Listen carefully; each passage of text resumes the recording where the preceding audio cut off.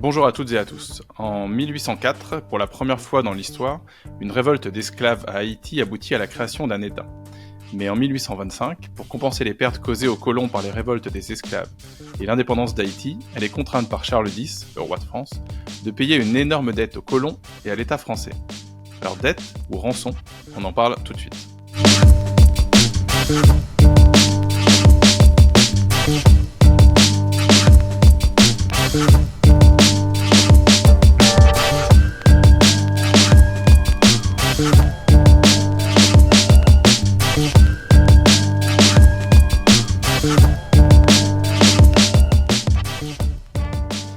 Pour parler de cette question de la dette imposée à Haïti, on reçoit aujourd'hui pas un ni deux, mais trois invités.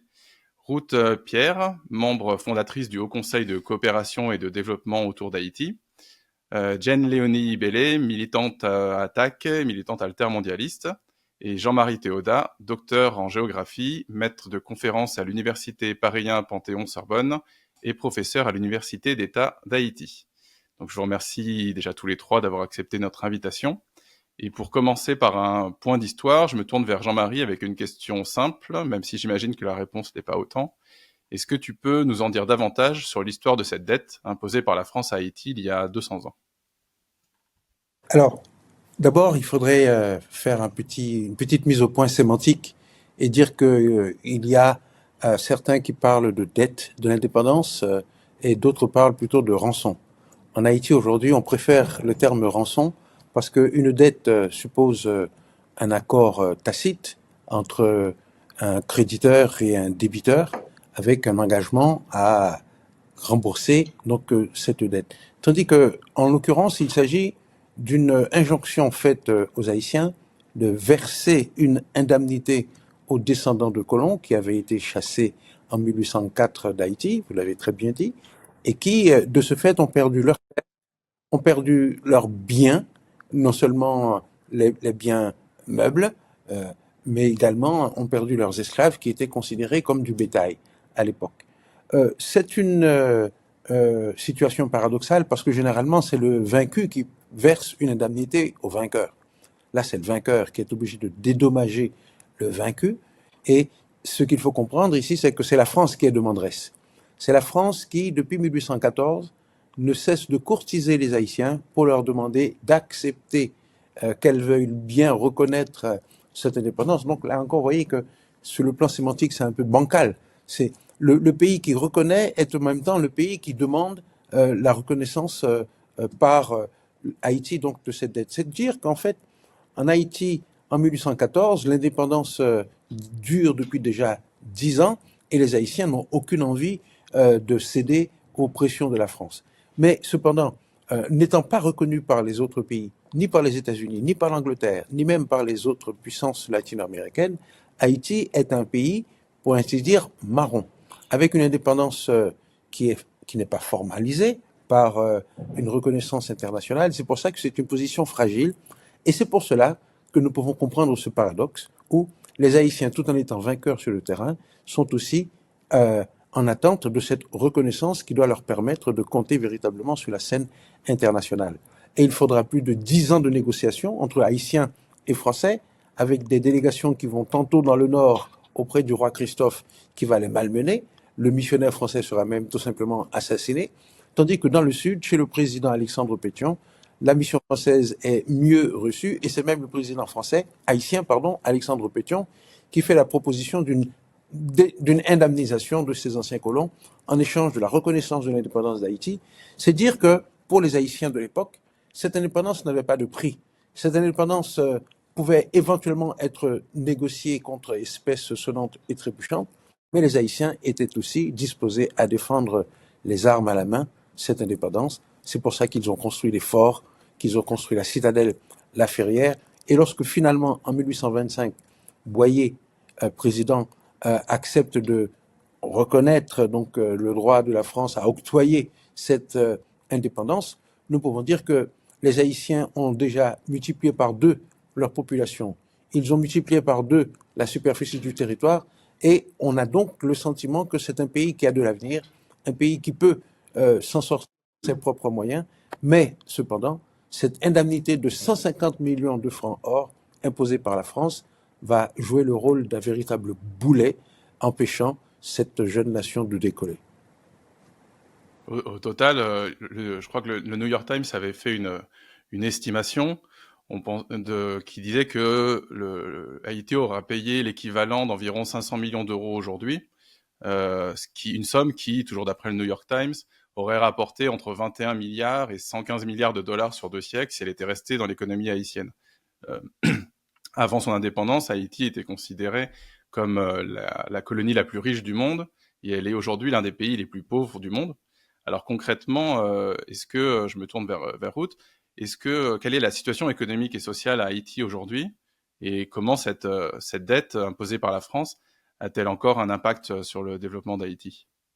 Alors, la dette, à proprement parler, entre guillemets, ou rançon, a tout simplement créé des fonctionnements en fait chez les Haïtiens qui sont aujourd'hui la cause, pour moi, hein, l'une des causes de ces corruptions endémiques qu'on connaît depuis des années, puisque l'argent versé à cette époque a empêché des investissements dans des infrastructures de santé, d'éducation et de permettre une stabilité au pays, qui fait qu'aujourd'hui, on se retrouve dans une situation où ce pays appauvri est considéré comme l'un des plus pauvres de l'Amérique latine et de la Caraïbe, ce qui n'aurait pas sans doute été le cas sans en tout cas, cette origine de rançon ou de dette, puisque, et là Jean-Marie le dira un peu mieux que moi, mais il n'y a pas eu que cette dette-là. Mais la dette a marqué le point de départ d'une descente aux enfers. Mais il faut aussi rappeler qu'en 1815, il y a quand même eu un pillage et une occupation des États-Unis. La Banque nationale haïtienne a été pillée, l'or haïtien a été pillé. Donc tout ça vient agrémenter aussi une situation de dépendance économique sur lequel l'international a su jouer et joue toujours sur les dirigeants haïtiens, les empêchant d'avoir cette culture patriotique, cette culture financière qui doit leur permettre de faire des investissements et de penser pour le collectif et non pas l'essor personnel qu'on va retrouver aujourd'hui, qui fait que la population reste tributaire depuis maintenant plus de 2 siècles de ces mauvais investissements, de ces mauvais choix des dirigeants haïtiens. Alors, les Haïtiens d'hier ne sont pas les Haïtiens d'aujourd'hui, les Français d'hier ne sont pas les Français d'aujourd'hui.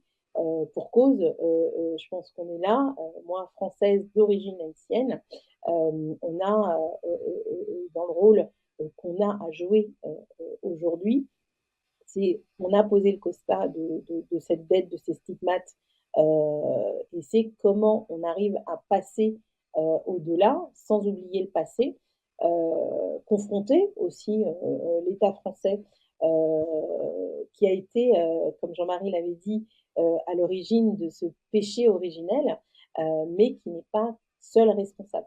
Donc on a vraiment des choses à faire et à dire.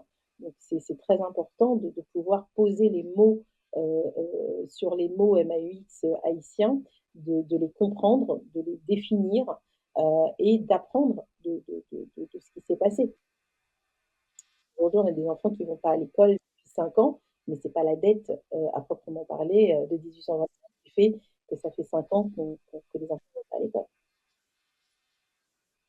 Et, Tu voulais compléter? Ouais, je voulais compléter parce que ce qu'il faut garder aussi à l'esprit, c'est que Haïti est la première république noire. Elle se libère de ses chaînes. Elle est donc une boussole. Elle doit rester une boussole. En mettant en place ce premier cas d'école qui est celui de la dette odieuse et qui servira à une reproduction de la dette dans les autres pays qui vont aussi obtenir les indépendances entre 45 et 55, c'est un mécanisme finalement odieux. Et effectivement, pour Haïti, il faut parler de rançon. Il faut parler de rançon puisque ce pistolet sur la tempe qu'on a mis aux Haïtiens, à ce moment-là, parce que c'est un pistolet sur la tempe, avec des canons et des bateaux tout autour de l'île, c'est comme une façon de punir effectivement cette indépendance acquise. Et donc, on s'est rendu compte que, bon, à Attaque, nous, on a toujours, ce qui fait aussi l'histoire de de la fondation d'Attaque, c'est aussi contester, demander l'annulation de toutes ces dettes odieuses sur des populations qui veulent en fait leur souveraineté, l'autodétermination. La dette, elle va derrière ça entraîner en fait un mal développement structurel puisqu'elle n'a même pas permis aux Haïtiens, dans leur richesse, sur tous les domaines qu'ils soient, de pouvoir aller au bout de son processus d'autodétermination, de son processus d'indépendance et de son processus de construction. Rappelons que derrière ça, il va y avoir donc des mainmises importantes et des ingérences, notamment par des mécanismes, le Fonds monétaire international, la Banque mondiale. Haïti a dû même emprunter à la Banque française pour vous rendre compte à quel point c'est extrêmement violent. Et donc d'appauvrissement, d'ouverture forcée à un moment donné avec l'ingérence des États-Unis sur l'agriculture intensive, sur le riz américain, une ingérence forcée, une ingérence dans le sens où Haïti va même devenir une base arrière d'observation durant la guerre froide pour Cuba. Donc elle se retrouve au milieu de tout et donc elle va effectivement se retrouver dans un mal développement structurel puisque les impositions créées par la dette ne lui permettent pas de pouvoir se développer convenablement et à hauteur de la dignité de l'indépendance. C'est une punition et donc c'est une punition sans fin de par tous ces mécanismes qui se mettent derrière et en place que nous on dénonce et en plus de cette rançon, il y a la dette climatique qui s'ajoute, il y a aussi la dette esclavagiste qui s'ajoute. Donc normalement Haïti est en demande d'exiger des choses à hauteur de toutes les souffrances qu'elle endure, qu'elle a endurées dans le passé, mais aussi qui continuent dans le présent, puisque ces mêmes mécanismes-là font ce qu'il y a en ce moment à Haïti avec ce que moi j'appelle un terricide en cours. On reviendra dans quelques minutes sur, sur justement ce que la France devrait faire, et notamment à travers les dernières déclarations d'Emmanuel Macron. Mais on vient de parler de la situation sociale et politique à Haïti. Est-ce que vous pouvez nous en dire un petit peu davantage sur les revendications de la gauche haïtienne et sur ce que le mouvement social ici en France pourrait revendiquer ou faire pour aider Haïti?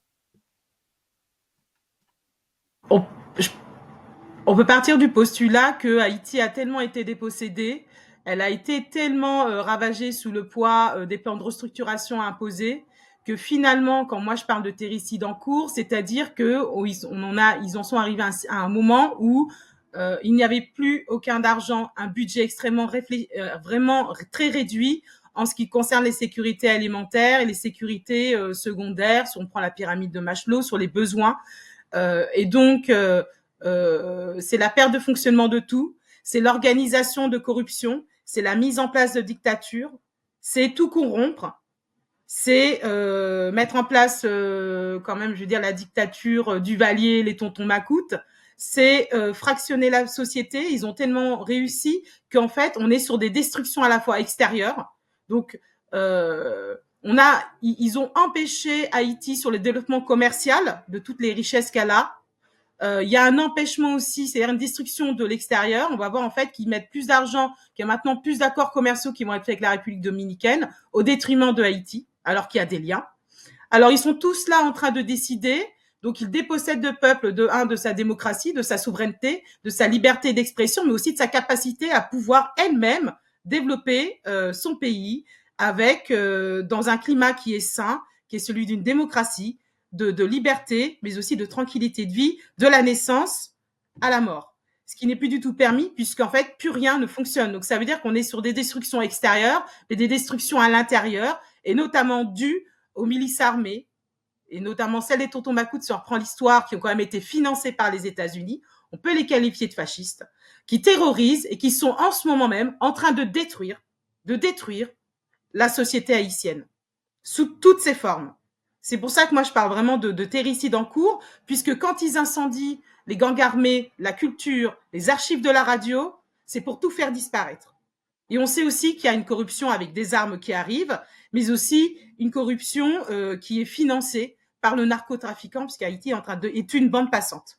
Et que rien n'est empêché. C'est-à-dire qu'à un moment donné, on a demandé effectivement à ce qu'il y ait... Alors, l'ONU a fait un embargo sur les armes, qui n'a pas fonctionné, parce que les armes elles transitent du port de Floride. Les États-Unis ont une incapacité je dirais, à assurer une traçabilité et ce qui sort de leur port en termes d'armes illégales. Le trafic, le narcotrafic s'étend et on sait très bien que Haïti est suffisamment bien placé stratégiquement pour être cette bande passante. Donc en fait, on a des gangs armés qui détruisent la société haïtienne, qui détruisent tout et qui terrorisent tout le monde sous toutes ses formes. C'est du crime de masse, c'est du crime gratuit, c'est de la terreur sur les femmes, c'est du viol des femmes, c'est du viol des enfants. Tout le monde en France, c'est du viol gratuit. Et comme si on voulait effectivement tout éteindre, alors qu'effectivement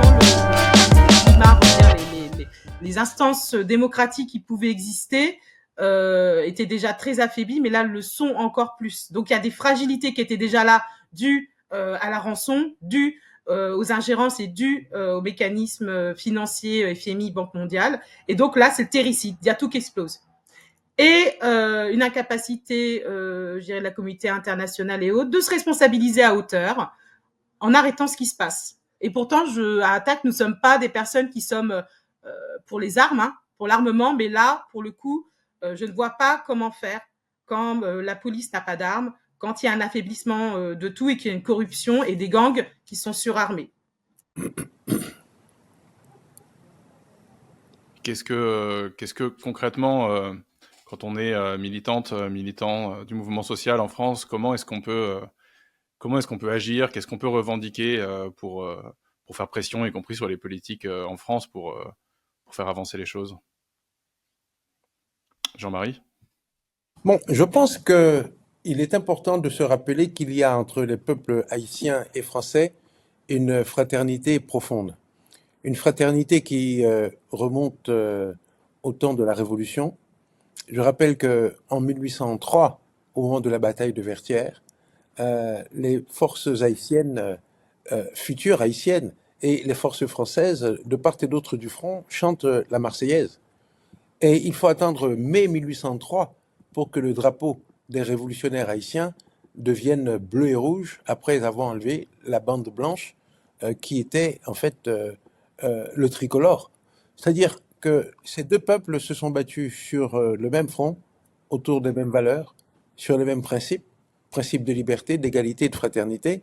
La différence, c'est qu'en France, il y a eu une restauration, il y a eu une réaction, il y a eu une prise du pouvoir par la bourgeoisie, tandis que Haïti s'est maintenue indépendante. Haïti a maintenu son intégralité, sa radicalité, si vous voulez, autour de la notion de refus de l'esclavage. Je rappelle que en 1789, au moment de la réunion des États généraux, on a découvert plus de 60 cahiers de doléances revendiquant la libération de l'esclavage, la fin de l'esclavage dans les colonies et l'affirmation d'une solidarité avec les nègres des colonies. Alors je sais que le mot nègre n'est pas tellement d'usage dans les réseaux sociaux, mais nègre en Haïti veut dire homme libre, veut dire esclave libéré de ses chaînes, et c'est extrêmement important, cette fraternité, je dirais, souterraine qu'il y a entre les esclaves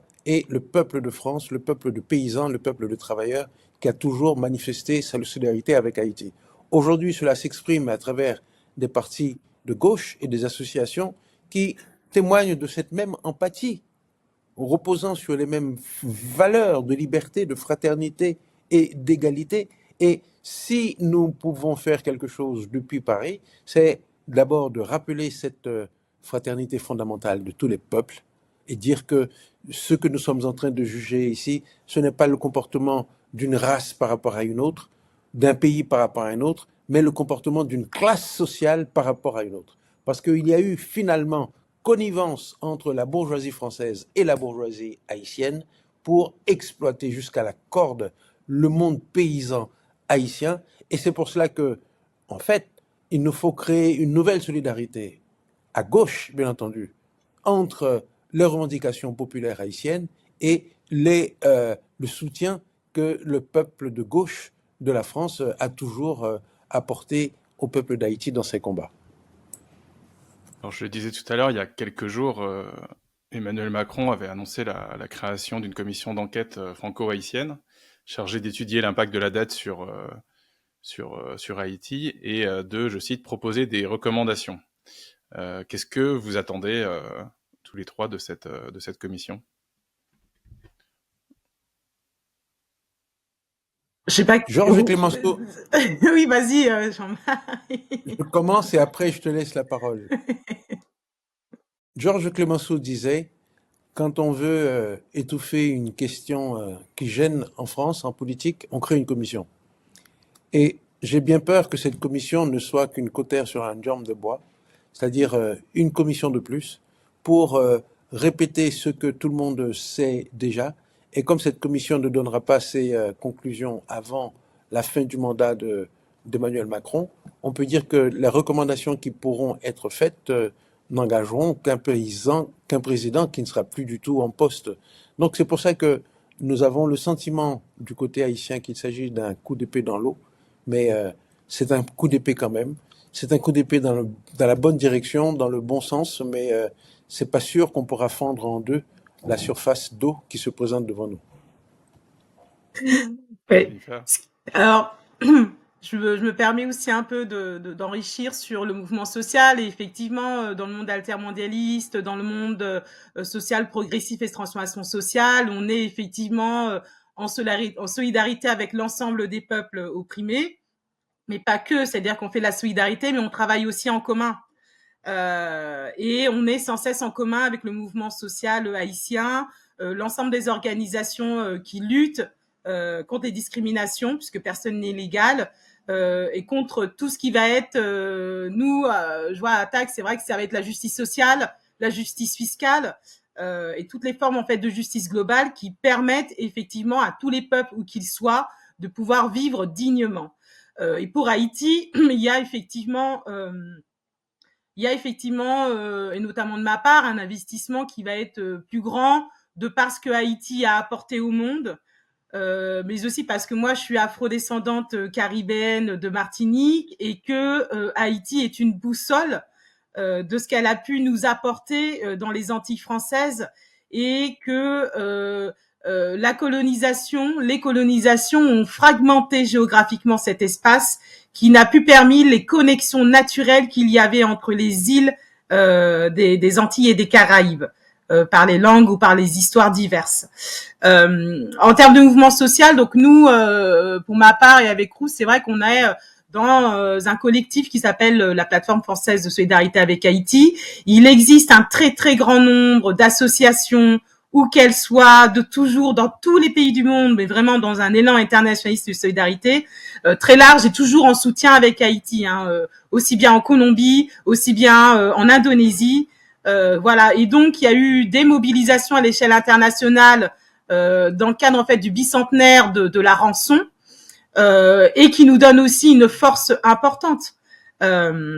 Et donc, nous, on fait toujours les choses en lien. Et dans cette plateforme, donc, il y a des associations franco-haïtiennes, mais aussi des syndicats, CGT, FSU, la Confédération paysanne et Sud et l'Union syndicale solidaire. Donc, c'est vraiment main dans la main avec des associations telles que les nôtres et autres, que l'on œuvre ensemble, que l'on décide ensemble et qu'on se dit qu'on ne cessera pas de parler d'Haïti et qu'on sera toujours sur des revendications très fortes.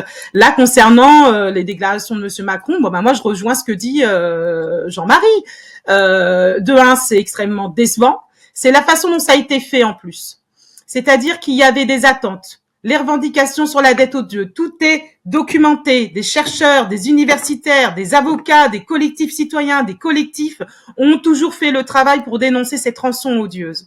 Toujours. C'est-à-dire que créer une commission alors qu'il y a déjà tout, qu'il y a des livres de recherche, que c'est documenté, effectivement, pour nous en tout cas, ça en renvoyait un mépris. Ensuite, il a communiqué par voie de presse. Il a fait un communiqué 200 ans de la dette odieuse, des liens que la France a avec Haïti, de tout ce que nous faisons en lien et toujours à faire vivre Haïti partout. C'est pas à la hauteur des enjeux et qui était attendu. Donc, pour nous, vraiment, on était sur un mépris colonial. On n'est pas sur les revendications que nous avons. Les revendications que portait la plateforme, c'est remboursement, reconnaissance et faire en sorte, effectivement, de placer Haïti aux avant-gardes et non pas la laisser être en destruction, en terricide, comme c'est en train de le faire en ce moment. Et pour cela, on a initié une tribune qui est parue dans l'Humanité et qui, justement, rappelle tout ça. Elle est toujours en ligne. On a eu un ensemble de signataires internationaux, puisque c'est de coutume chez nous, dans cette tradition-là, des soutiens très importants de tous les pays du monde, mais aussi voilà du mouvement social. Et nous, on est toujours dans cette logique, mais je pense aussi tous les Haïtiens, tous les amis d'Haïti, de ne jamais rien lâcher sur les réparations, sur la dette climatique, sur la rançon et sur des exigences. Je veux dire, Haïti doit redevenir une boussole. On ne peut pas la laisser se détruire comme ça sans agir. Et donc, c'est toujours mettre la pression. Et donc, c'est auprès des gouvernements, où que l'on soit. Puisque nous sommes des tortues sargasses et partout à l'international, nous savons aller remuer devant les ambassades ou envoyer des lettres ou faire des actions sans cesse, même dans l'espace public, pour dénoncer et demander des réparations à hauteur. Voilà, je vais laisser Rousse parler, j'étais un peu longue, mes excuses.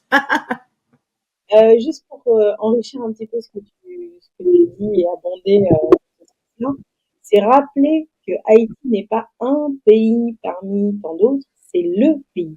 C'est le pays qui fait qu'aujourd'hui, Jean-Marie Théodat est un enseignant-chercheur de renom à l'université Paris-Sorbonne.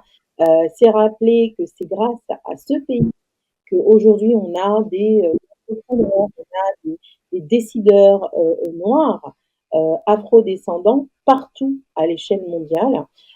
Et pour cela, la France a une dette morale, financière envers Haïti, des réparations, mais le monde aussi ne doit plus rester et ne doit plus regarder ailleurs, en fait. On a aujourd'hui le pays qui est l'origine de ce monde contemporain qu'on a toutes et tous aujourd'hui. S'il y a la Fashion Week aujourd'hui et qu'on a des mannequins de renom noirs, etc., des Naomi Campbell, de tout ce qu'on veut, à toutes les échelles du monde, on retrouve Haïti. Et on a, alors pour revenir sur Macron, donc on ne s'attendait pas à grand-chose, mais malgré tout, il a quand même réussi à nous décevoir quand même. Le bicentenaire de ces relations bilatérales, on ne les revivra pas, nous, toutes et tous. Et Jean-Marie l'avait très bien dit au Sénat en mars. On a malheureusement, on attendait qu'il soit au rendez-vous et qu'il puisse porter la France qu'il représente aujourd'hui au rendez-vous, à ce rendez-vous historique, qu'il a encore une fois manqué. Il l'a manqué parce que la prise de parole, il aurait mieux fait de ne pas la faire du tout, puisqu'elle a été faite en milieu d'après-midi, un jeudi, par voie de presse, sans sa signature. Il aurait quand même pu, parce qu'aujourd'hui on est quand même identifié, il y a des acteurs haïtiens, haïtiennes, français d'origine haïtienne, connus, reconnus sur la place publique. Il aurait pu convoquer Jean-Marie Théodat, il aurait pu convoquer Josette Bruffart, il aurait pu rassembler la plateforme de solidarité qui existe, qui a rencontré le ministère. Il aurait pu faire appel aux acteurs et actrices haïtiens d'origine haïtienne ou français d'origine haïtienne et haïtiens vivant à l'étranger. Il aurait pu rassembler tous ces gens-là et dire ce qu'il avait à dire. Cette commission, alors oui, on crée une commission pour étouffer l'affaire, mais dans la mesure où tout est déjà documenté, charge à nous, aujourd'hui, acteurs et actrices de la société civile haïtienne, amis d'Haïti, de prendre part à cette commission, en tout cas d'apporter ce que l'on peut dans la mesure du possible, toutes ces choses qui sont documentées, qui fait que le travail, il reste 1 an et demi de mandat pour M. Macron, ça fait déjà presque 50, 60, même plus, Jean-Marie, tu nous diras, mais que des travaux sont faits sur cette dette pour documenter la dette. Donc, l'impact, si on y met tous, c'est là où la devise haïtienne prend toutes ses forces, l'union fait la force.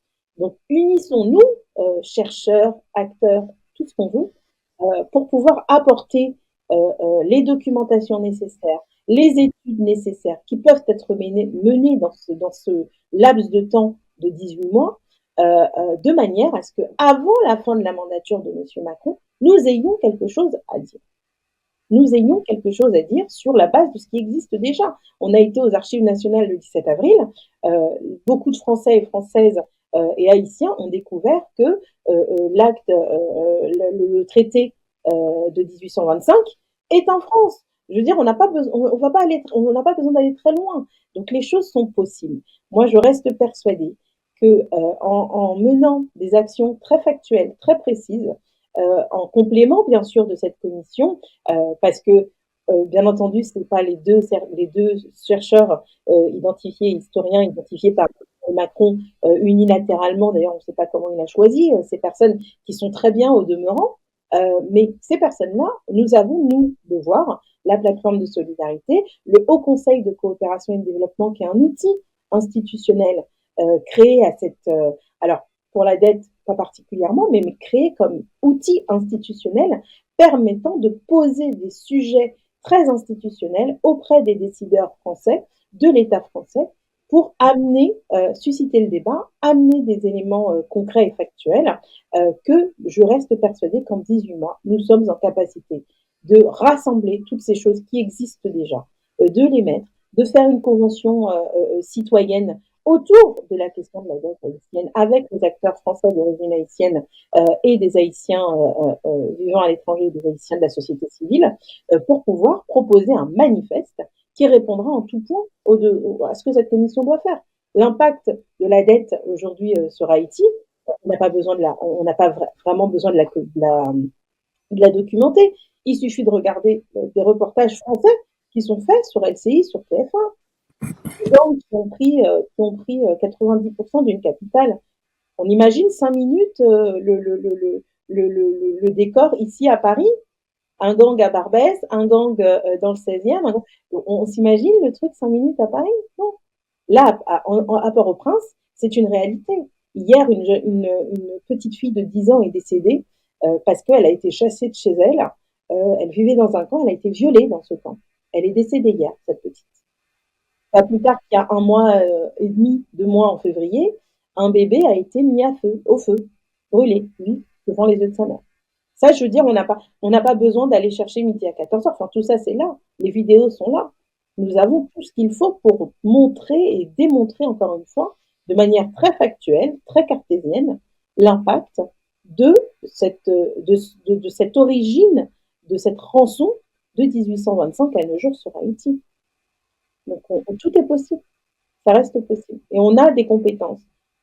Jean-Marie Théodate est là avec un travail exceptionnel et qui fait depuis des années. Donc, je veux dire, les travaux de Jean-Marie, on ne va pas les inventer, ils sont là. Ils disent, n'est-ce pas? Oui, oui.